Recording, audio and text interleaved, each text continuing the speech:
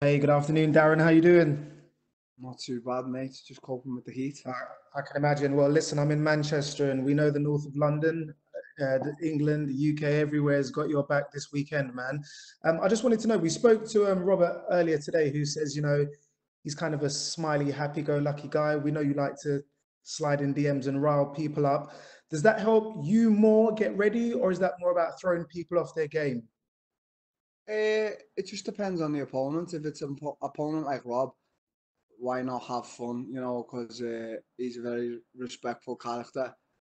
So there's no animosity there. There's not like I'm not trying to like get in his head. Whether I am or I'm not, I don't think I am. To be quite honest, I've just been having a joke and a laugh at him. But then there's other times with opponents where sometimes it gets a little bit more heated and words get exchanged and so forth, so on. So I just think it depends on the fight and the person you're fighting, and it's hard to like sort of smack talk a guy like someone like Whittaker. It obviously makes it easier to punch someone in the face a lot harder if you kind of hate them, but I know exactly what you're saying. No, it doesn't. Sadly, It you're the doesn't. underdog going into this, but where for you is this fight won? Just through all my training, what I've been doing in the gym, through my strategy there. I've left my strategy to my coach, and we've been doing everything in the gym. So hopefully, everything we've been putting into play in the gym is going to work in the fight. So I don't actually know what I'm going to do in the fight. I know it's programmed inside of me because my coach has been programming it for the past 8 weeks. So that's how my coach probably sees me winning the fight off him programming everything into me.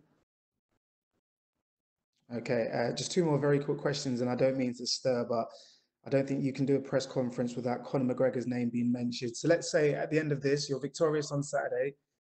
Dana White says middleweight championship or Conor McGregor at Anfield, sold out crowd, and we can watch again. Which would you prefer? Middleweight title. Conor McGregor's a lightweight. He's 2 weights below me. Yeah, wouldn't happen. You're not willing to drop down. The reason why I mentioned Anfield is because obviously you're a big Liverpool fan. They pick up the title tomorrow. Will you be watching? And have you got a message for the team? You know what? No, I won't be watching. I'm here today. I'm here to look after myself and focus on what I've got to do on Saturday. So, I hope the team do well, but I'm not really interested in what anyone else is doing or any other sport is doing. I'm here to do business on Saturday. I'm here for myself and myself only, and my team and my family. Perfect. Nice and focused. Look, good luck on Saturday, man. Thank you. We'll take the next questions from Julian Kiewicz with Independent Media. How's it, Darren? Yep. Can you just explain to me? I think I've listened along the grapevine about your reaction to that Masvidal fight. How did that change you mentally after that loss, and just your turnaround emotionally and mentally towards the fight game? What was that? Just after the Masvidal fight, how did that impact you in just getting more drive and getting back and just pushing yourself harder?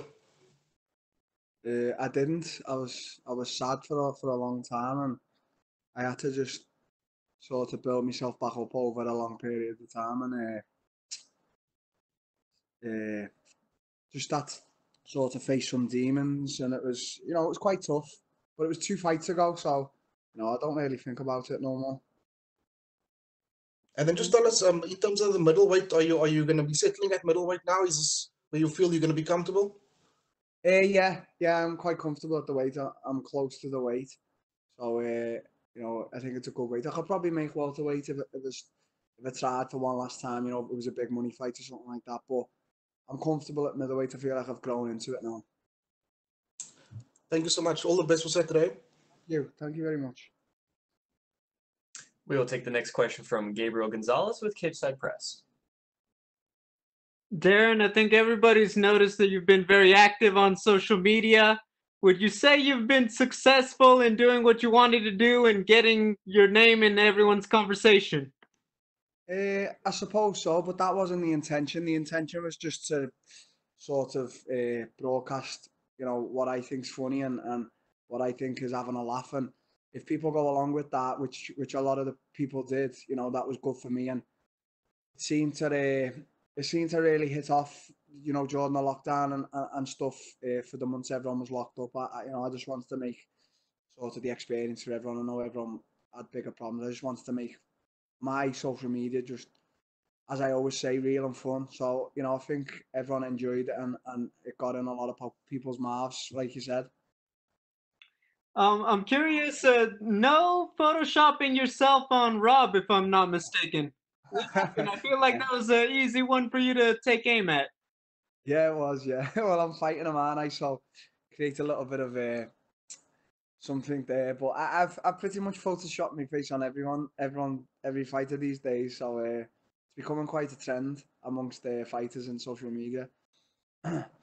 With all of the attention you've been getting, is it a little more disappointing for you that there's not going to be an audience on Saturday?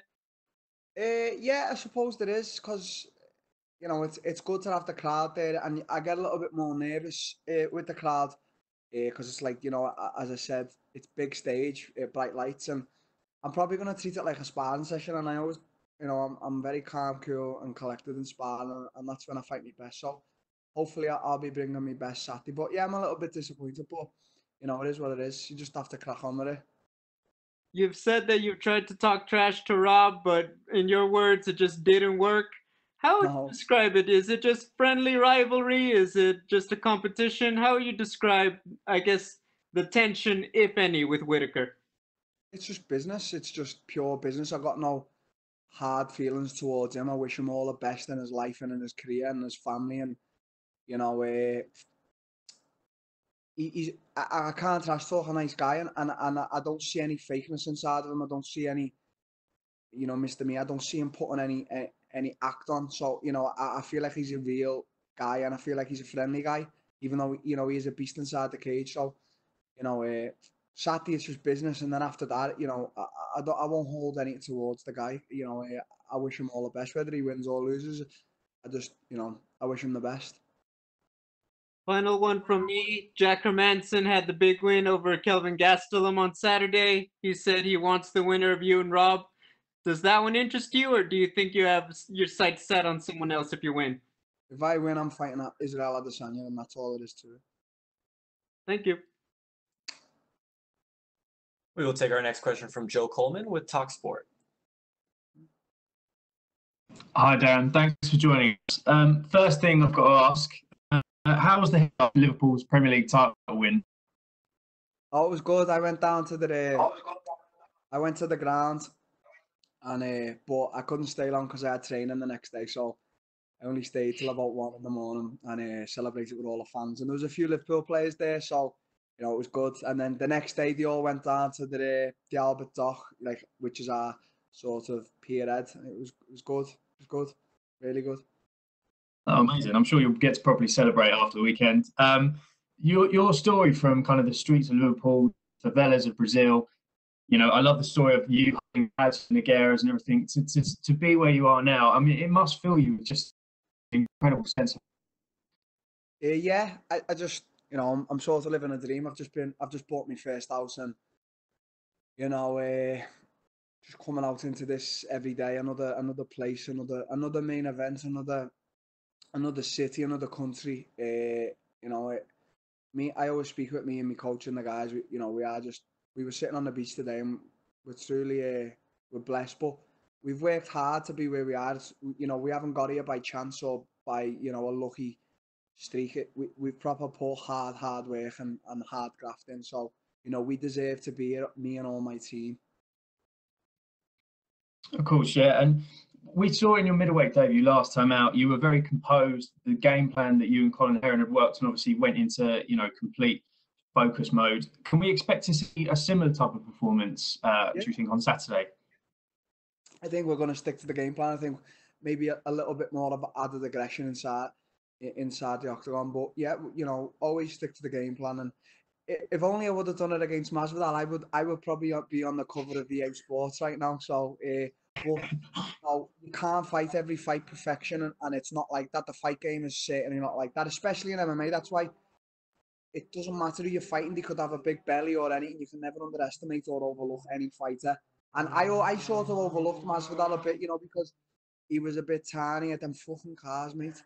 You're getting petty, Bonton. Sort of overlooked him because he was a little bit tinier. I beat Stephen Thompson, and Stephen Thompson beat him comfortably. So maybe I did, maybe on my part I did. But you know, you live and you learn. I'm only 27, and I'll probably learn much more.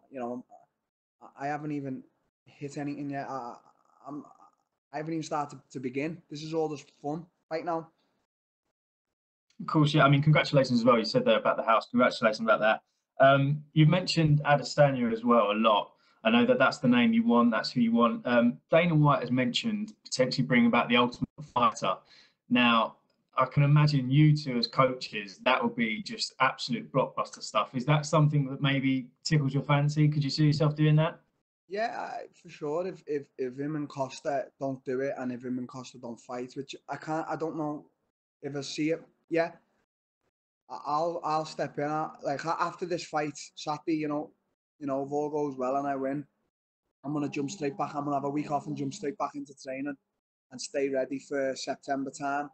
And you know, something could happen. You know, even if the fight doesn't go ahead September, and you know, decide to make it tough and it's me and him, yeah, I'm all for that. And as I said, it's another experience, and it's another, you know, it's sort of another medal to everything I've already, you know, achieved and done. So yeah, I'm up for it.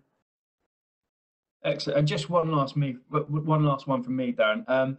Tom Aspinall, your teammate's making his debut in the UFC as well. I mean, British fans have seen just a glimpse of what he's capable of. What do you think the world is in store for? Because I mean, he's got so much pedigree, hasn't he? Yeah, you know, I train with him on a daily basis, and I struggle with him even in my department where I'm a master at, you know, striking. He's such a fast guy for heavyweight. You'll hear everyone who trains with him or sees him saying it, and even who sees him fight, he's so fast for heavyweight. He dances around like nothing I've seen. And, you know, I can only speak from what I've seen in the gym and from his preparation. That's all been 100% and perfect, and his diet. But it's all down to him now, how he performs. It's not down to me or down to Colin. It's all on him. He's got to go out there. He's got to show the world. He's got to perform. He's got to, you know, even if he goes out there and it's a 3-round masterclass between both of them and he wins or loses, you know, he's just got to go out there and show the world and show Dana White why he deserves to be here. And I truly believe he does deserve to be here. So it's all on him now. I've got nothing to do with the man anymore. He's going out there Saturday for himself, for his family. And, you know, I can't wait to watch him while I'm in the back getting warm. Amazing. Thank you very much for your time, Darren, and good luck on Saturday. We will take our next questions from Alistair Bishop with MMA Republic. Darren, how are you, sir? You okay, mate? Fantastic.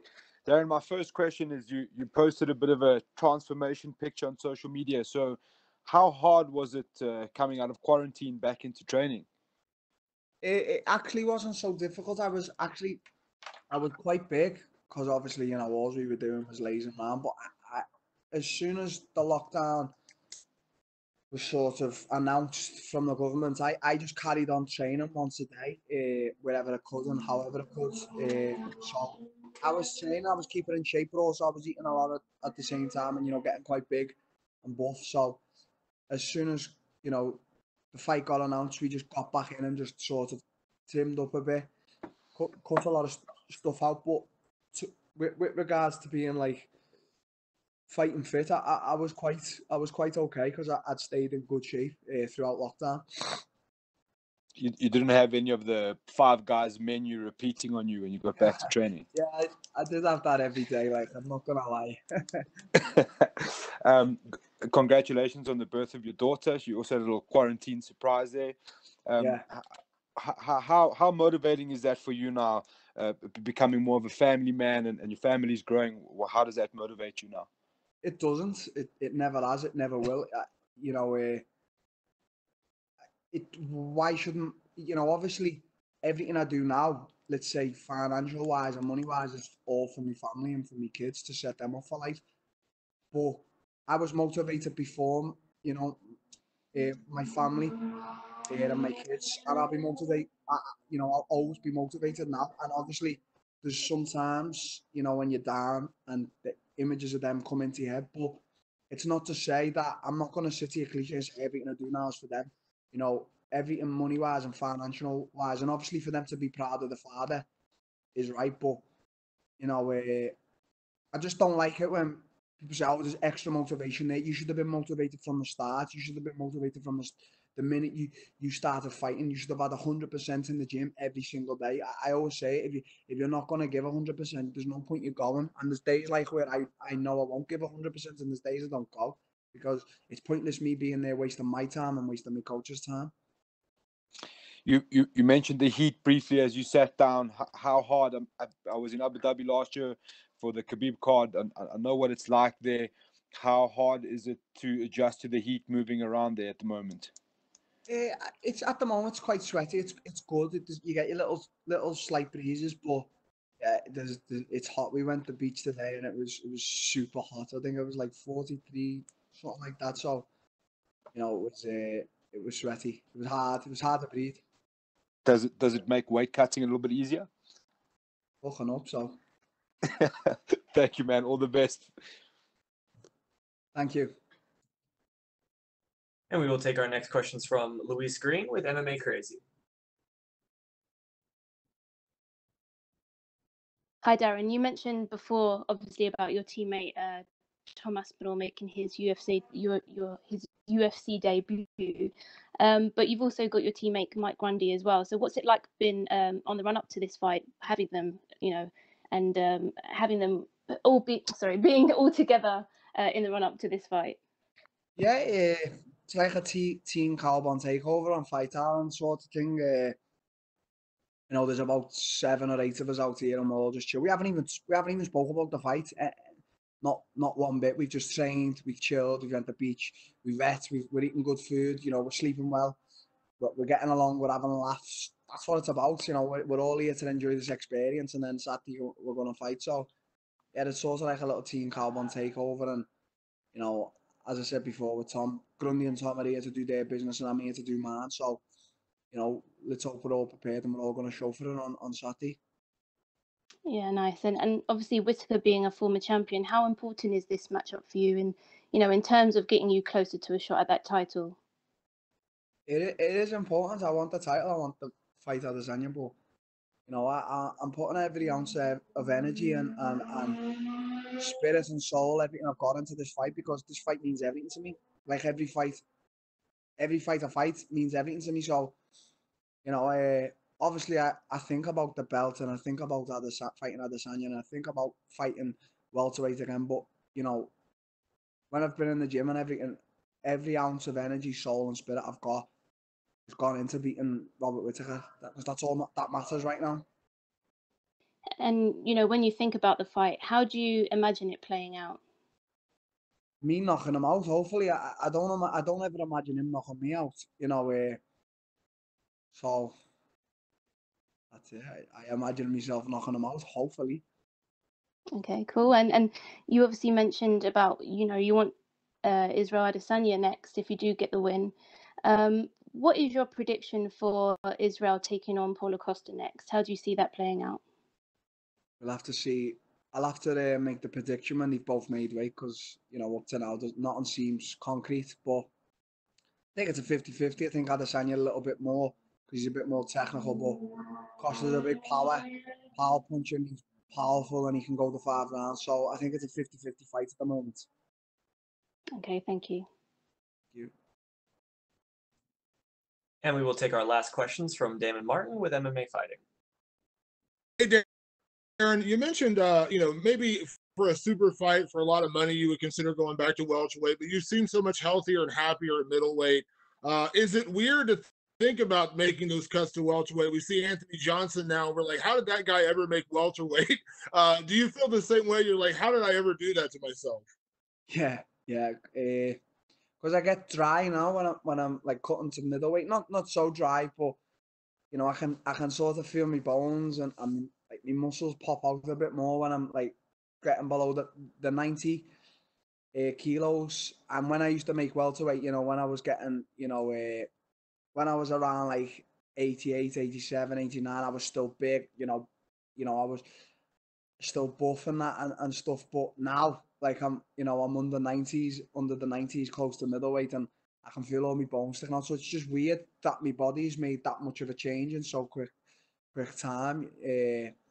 But you know, if it was there and the money was right and the fight was big enough, I could do one last hurrah. You know, I know Usman's the champion now, so you know, you never know. You never know.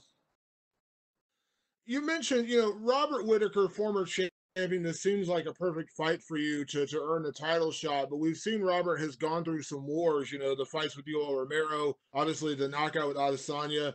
Do you feel like, you know, testing his chin will be a big part of this fight to see if he can still take that damage? Because we know you can only take so many punches in this sport. Yeah, of course. You know, I feel like it's one big thing I've always thought throughout my career that the wars take the toll on you, and whoever you are, you can see them taking the toll. Like, you know, when you look at guys, no disrespect, but when you look at guys like Justin Gage, and I look at Max Holloway now, and sometimes I see glimpses of them like slaying a little bit because of the wars they've been in. And, you know, all respect to the wars, but it ain't a smart choice when you're fighting. You know, you want to sort of look in the direction of Floyd Mayweather, something like that. You know, he's 40 plus, whatever he is now, and he's got all his brain cells and that because he hardly got it. So I think them wars, yeah, they're good, but they take the toll on you, and they do take the toll on your chin. So I think anyone I touch anyway, you know, at middleweight now, I've found myself. I'm gonna hit with, you know, with that left hand, but you know, we'll see. When you moved to middleweight, Dana White said, you know, when you moved up, you didn't want an easy fight. You didn't want to test. You wanted to jump right into the Gastelum fight, which he was coming off the Adesanya fight, and now you're getting a former champion in Robert Whittaker. Do you feel like the progression here going into a title shot would just make sense considering where Robert Whittaker is, former champion? Do you feel like it wouldn't make sense to fight anything else but the champion after this? Just look at my resume, you know, look at all my resume from welterweight, and now look at my resume, you know, at middleweight. Look at the two guys I'm fighting in my debuts at middleweight, you know. Of course, I deserve a title shot. I've never campaigned for it, even when I beat Stephen Thompson in my hometown. I didn't campaign for the title shot, but I feel like the stars are aligned now. I beat Gastelum, you know, easily, might I add, and he gave Adesanya the most trouble. And now, you know, Saturday I see myself beating Whittaker. You know, I'm beating two of the best guys in middleweight. Where do you want me to go? Do you want me to go backwards? So, you know, all these guys calling my name, yeah, you know, we're probably going to meet someday. You know, I'm not avoiding you, and you aren't avoiding me. But, you know, I'm looking forward. So we'll see what happens Saturday. So, you know, I beat Whittaker. I don't want to hear any other name come out of anyone's mouth apart from Israel Adesanya.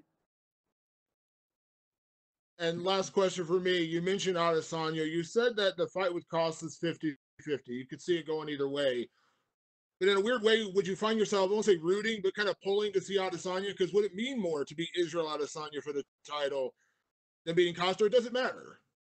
I just think it's a bigger fight, me and Adesanya. I just think it's right now, you know, obviously I don't want to talk too much about Adesanya. I've got a big person to fight on Saturday, but I think that fight could just be one of, you know, in top 10, top 5 of UFC's biggest ever fights, me and Adesanya. I just think that's a fight that's just got to happen. But yeah, you know, if Costa wins, then I'll make a fight with him and I'll campaign for the fight against him. But we'll see. As I said, until I see both them guys weighing in September 9th or 11th, I think it is, you know, I'll believe the fight's happening.